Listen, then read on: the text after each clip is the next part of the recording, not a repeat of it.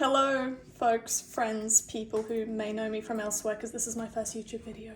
I've been getting a lot of comments on my very, very fast and inaccurate Huggy plushie tutorial on Instagram, so I decided to make a more long-form thing to refer people to. Yeah, this is him, the man himself. So this pattern is available on my Etsy, which will be linked down below, yes. Yes, I will link. And yeah, that's pretty much it. You can make it in different colors, like this one. You can add little magnets to them, which is what I did. And you can scale the pattern up or down. Aww. Right, as you please. This one's also got magnets, but they're really little. Yes.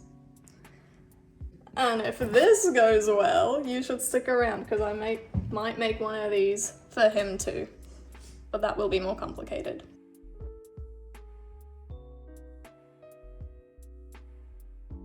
The fabric these guys are made out of, not her, but this one is called Waffle print fleece. And if you search that up, a whole lot of things come up that are not that. So I will link where I got this from. It originally came from a baby blanket, and it took me a lot of searching, but you can find these on Amazon. Yes.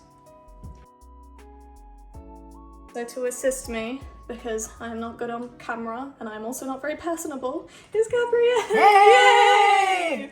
And she will be making it alongside me. And if I can make it, then you can make it, because I don't do this stuff. Yay! And we've got shoes on so you can't see our toes. No freebies today. That's right. That will be in the link description. The link to that will be. Also, before we start anything properly, this is our first YouTube video. The setup is not very good. You are balanced on many, many books at the moment. And we've also got a canary right next to us and 2 dogs. So if you hear anything, it's probably them. So you can come say hi. Yay! We've got our passion, fancy. If you buy this on Etsy, it will also come with very, very hefty instructions, so you don't have to worry. Now you got this video anyway. Materials you will need: pattern and your fluffy fabric of choice. Any fluffy fabric works if you don't have the waffle print fleece, but definitely fluffy fabric because it's very forgiving and it's also cute. And then you'll need yellow fabric and red fabric. This stuff is called Plush fleece. I got it from Spotlight if you live in Australia, but I think it's pretty widely available. You will also need little safety eyes. I've got a bunch that come in all varied sizes because I will be sizing this pattern up. The pattern you buy will be this size, very cute, very portable, but I'll be sizing it up so you can actually see what I'm doing. And this is optional, but also some white paint if you want to add the little rim around the eyes, some embroidery thread, and then just sewing needle thread, pins, scissors, stuff like that. Yay!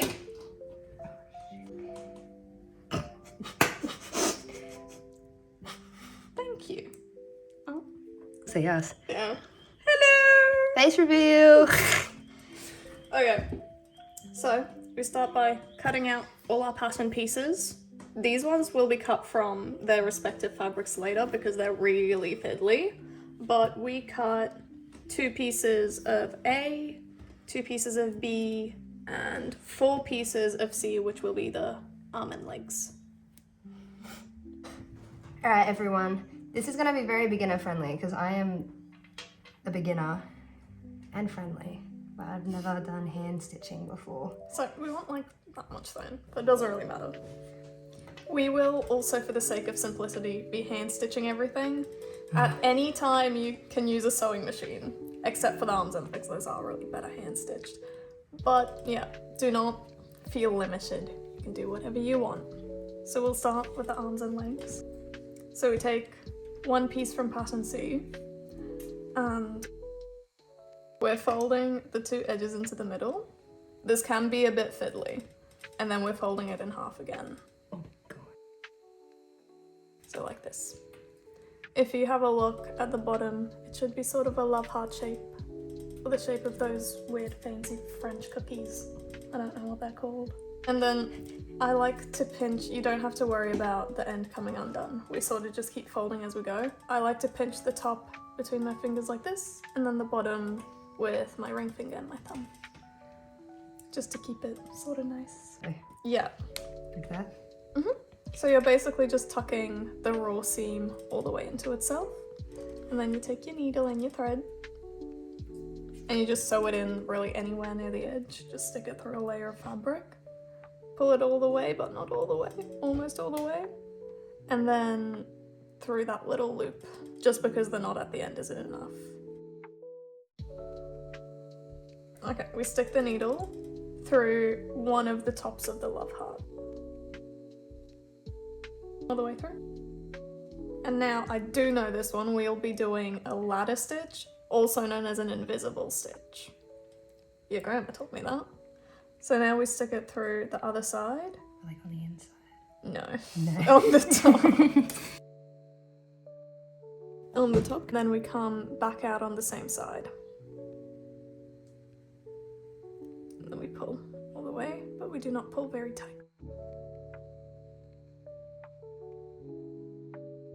And then you go straight across, so you want to keep, this is why it's called a ladder stitch, it looks like a ladder. And then you go in roughly in the same place on the opposite side of the love heart and come back up again. And then again, you're pulling it all the way through, but not super tight. Yep, and now we just repeat. And once we've done sort of a few centimeters of stitching, you hold the end, you pinch the end, and you pull the thread. Not too tight, because it will snap. You should sort of feel it tighten, and all the stitches turn invisible, yay! And then you just keep going till the end. Okay, so we have finished one of our limbs, yay! Yay! And especially with the baby blue and baby pink, they're really cute all together. You can even just stop at this stage. That's right, and just have a bunch of really weird snakes. Okay, so now we put these aside for a wee bit, and we'll do the heads, which is extremely self-explanatory. Right sides facing together. Oh, this one's yours. My bad, my bad. I didn't even got that. Yeah, so right sides facing together, because you'll be turning it inside out. And we're just going to do a simple stitch all around the edge, making sure to leave the space. I've marked here, but you can really just leave any space you think will be enough for you to turn it inside out. And we're stitching about like 1/2 centimeter from the edge. So we just line it up, and I start stitching off the same, where I stick it in and out, and then go through the loop.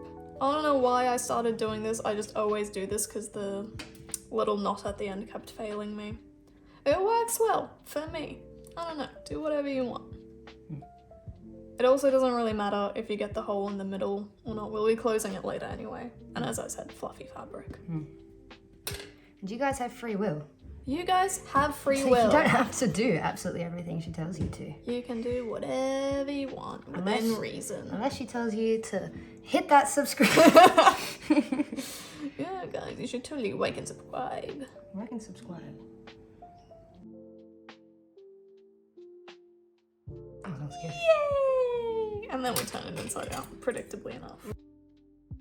And now we are going to be picking eyes. So these are called safety eyes, and you can get them anywhere that has sewing stuff or online. They're relatively cheap.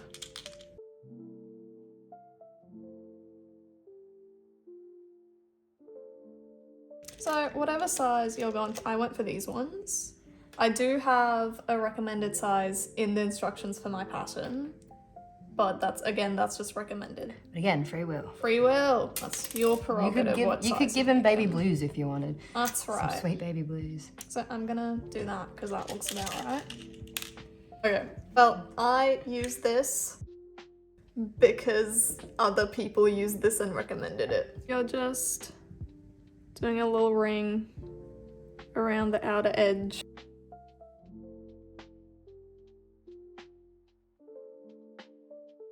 This is mine. It's not very good.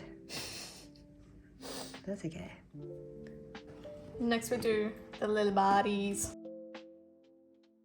Referring to our pattern, and we're going right sides together again, just in case.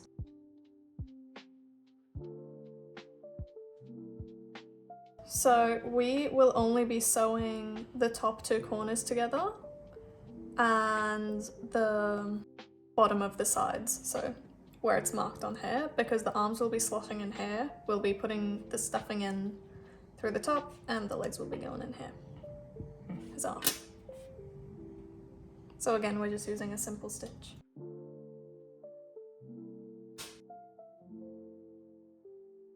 We turn it inside out. Yay! About 1 centimeter of the arms and legs will be sitting inside the body. Okay, now we'll make the hands and feet and then we'll do their little mouths. Because these bits are so fiddly, again, bad sewing practice, but this is what I do. So we take our pattern. Not you, not yet, we've only got one. And I use a marker. You can also use just like a ballpoint pen or something, anything that leaves a mark on fabric, and I'm tracing around. Again, these are reversible, so you don't have to worry about flipping the pattern pieces. So I trace it because it makes things a lot easier.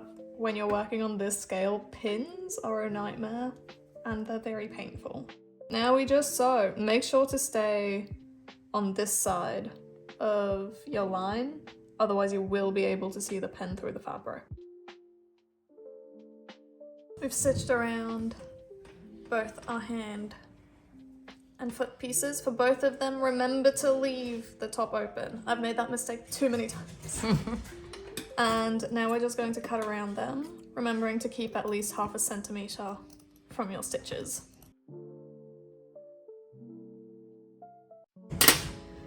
And then you turn it inside out. This can be a little bit fiddly, so always, if you need to, use a tool, but make sure the edge is blunt, because you don't want to go ripping through your fabric. I did that. And this is what the pattern for the mouths look like. I'll be doing the same thing I did with the hands and feet. So I'll be tracing the pattern onto the plush fleece, just because, again, trying to pin this would be painful and tricky, and I don't want to. Stitching on the inside of the line. This piece is a little different to everything else because we will not be leaving a gap to turn it inside out. So I've just closed the loop and I'll finish off my stitching. Now you're gonna want a pair of sharp scissors, and maybe smaller scissors than what I will be using for this bit. So you take the middle of the mouth and you pinch, and you make sure you're only getting 1 layer of fabric. And then you cut a little slit. Yep. And you cut just a little bit to either side, making sure to keep a nice distance from your stitches again. Making concerning noises. And then we're just cutting out our shape. Again, making sure to stay about 1/2 centimeter from your stitches, and this does not have to be accurate. And now comes the fun / horribly frightening bit, where we turn it inside out from this back hole. Again, I will be using tools to make my life a little bit easier. You've sort of got to wiggle it and coerce it into turning inside out. And then from the front, you've got a mouth. And then if you test it on your head, it'll probably look a little bit big, but once we sew the back together and we add the line down the middle, should be good. That being said, I'm gonna close the hole at the back. You can either go on either side with just a simple stitch to close it, or you can do what I'm gonna do, which is another ladder or invisible stitch. But if you do that, I do recommend stitching across the entire length of the mouth instead of just over the hole, because if you just stitch it over the hole, then the two ends of your mouth are going to look bigger in comparison. They always remind me of frankfurts at this stage. Sausage. We've got stuffing. This should be plenty for both of us. And we've also got stuffing pellets, because I decided to be professional and not use rice. And for the pellets, it helps to have a, what's it called, a funnel? This is my favorite bit. You get your hand or your foot or whatever you're about to put stuffing in, and you stretch it over the base of the funnel. You get your stuffing pellets, and this is again bigger than what I'd usually make, but usually a pinch is enough, and I prefer to put pellets in the hands, feet and body, and then stuffing in the head, just because it gives the plushie a nice weight. You don't have to, you can use whatever you want. And then I throw a couple of stitches in at the top just to keep the pellets from coming out. So these don't have to be pretty at all. You know, some of yours are chunks. I also like to gather that up a bit and maybe even wrap the string around a few times, because this will make it a lot easier to get into the end of the arms. Okay, all of our little yellow bits are done. Now we will be attaching them to the ends of our noodles.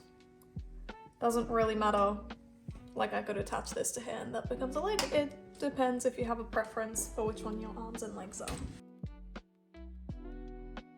We will take one of our noodly pieces, and into the hole that we left, we're sort of shoving in the nubbin. So the fluff should encompass that top knot entirely. Yeah, like that.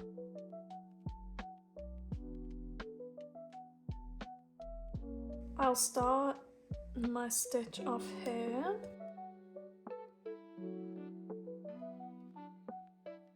And then I'll poke out approximately to where the blue fabric meets, so about there.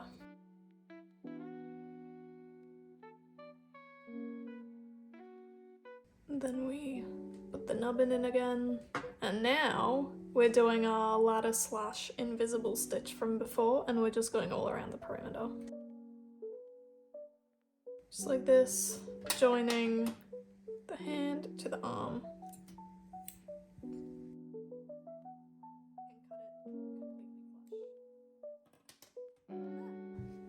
And that should be relatively secure. And if you'd like to hide your stitches and the join a bit more, you can sort of run your needle back and forwards just along the perimeter of the fur, and it unsticks all the fur from your stitches. Now we're attaching arms and legs to bodies. So you get your torso, you flip it so the long side is upwards, and you sort of tuck the ends in on themselves. So it looks like that. Yep. And now we take our leg pieces and we put them in the hole. And it doesn't really matter how far in you shove them, just sort of have them at least a centimetre in there. And also give them a little pull to make sure they're roughly the same length. So feet in the hole, and you want to pinch it sort of to keep everything in place. Line the legs up where you want. And now we are going to be doing a simple stitch all down the bottom, making sure to catch the legs. And there we go. We've got legs. They're very long and gangly.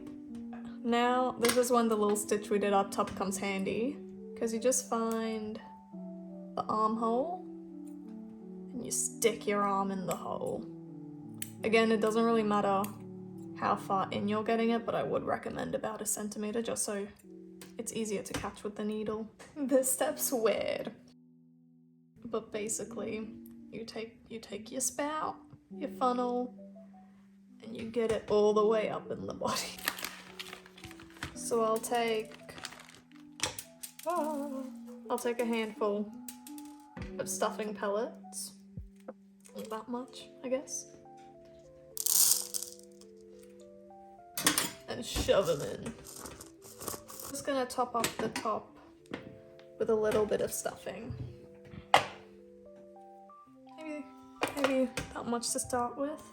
And I think it's easier if you condense your stuffing. You just massage it, I guess. Rub it a bit like that. And then that'll help you get it in the very narrow hole that is the neck.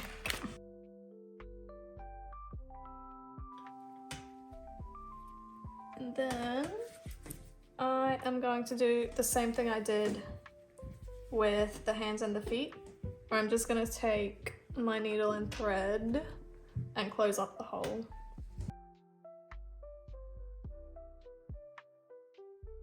Depends what fabric you're using. I don't know how people usually use safety eyes, but what I do is, because we don't want the fabric fraying, see the little mesh? I don't know if the camera's focusing.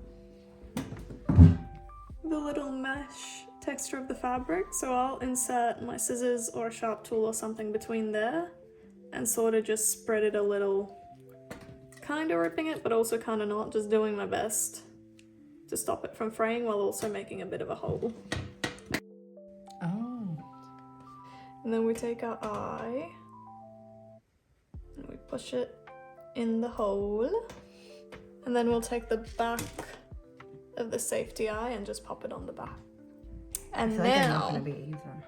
I add a bit of stuff in. So I add maybe 50% of the stuffing, I guess. Just so it's vaguely holding its shape. And also, you'll probably have to move the stuffing around the eyes a bit just to get it to sit right. And I'm just starting off my thread at the back of my mouth, so where we've done all those stitches. He looks so happy to be wherever he is because he doesn't know where he is.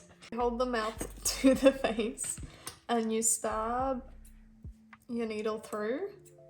You come out of the neck hole, making sure not to catch any of the fabric on either side. Like this. I usually think it's a good idea to have the mouth closer to the eyes than you would want it to be, just by a bit, because it will shift downwards. I don't know why, but it always does. And then we're going back through the neck, and we're stabbing out at the corner of the mouth, sort of where you want the line for the lips to begin.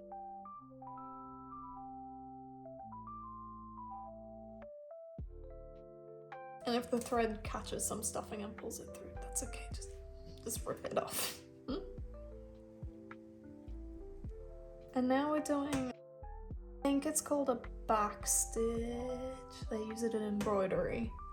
So you do one stitch. We're going straight down the center of the mouth, if my needle would go through. And we're coming back out the neck hole. A lot of this process will be done through the neck hole. And you stitch and you pull tight. And then you come out about one stitch worth of space away from your last stitch, if that makes sense, like this. And then we're actually going backwards to meet the end of our last stitch and back through the neck hole. And then you just repeat this, going straight down the middle of the mouth and making the lips. Now I will add the rest of the stuffing.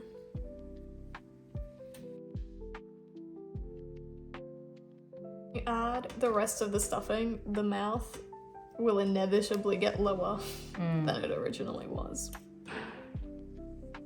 So what I like to do, this again is by no means necessary, is I just come back out with my thread about here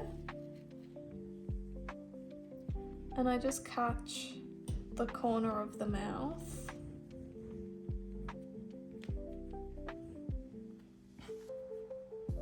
And I pin it up, like what the other mother did to Wuggy and Coral. Oh.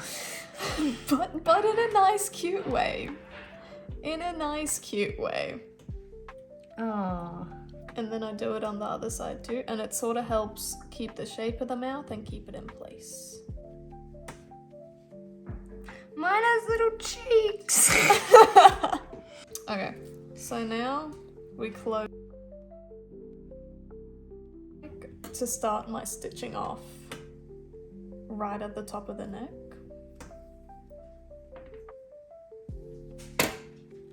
And then I come out with the needle sort of a little bit above the shoulder. About there.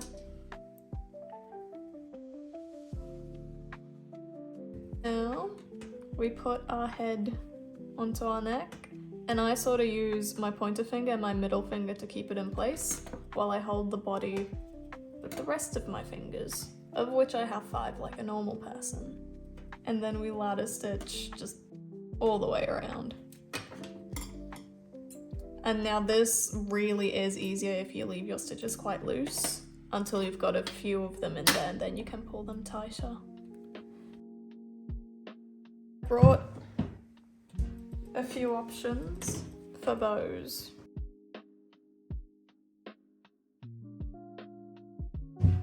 Yay! And here are our finished Huggy dolls. Family. I don't think they have families. Do they have families? This one has a family. These ones have families. And all the Huggies at home, they're all just extended cousins of this family. That's right. So I hope you guys found this helpful and it answered a few questions. Like and subscribe. Actually, I don't care because I don't know if I'll be posting more of these. I probably will. I do want to do one for the Jax plushie.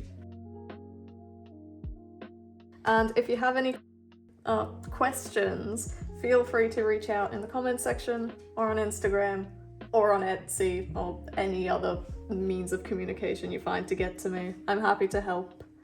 And again, my pattern's available on Etsy. Link will be in the description, as well as the link to my Instagram, which has another much less in-depth tutorial. Yay! Yay! Bye-bye! Yo! Right now, we're gonna make one of these plushies.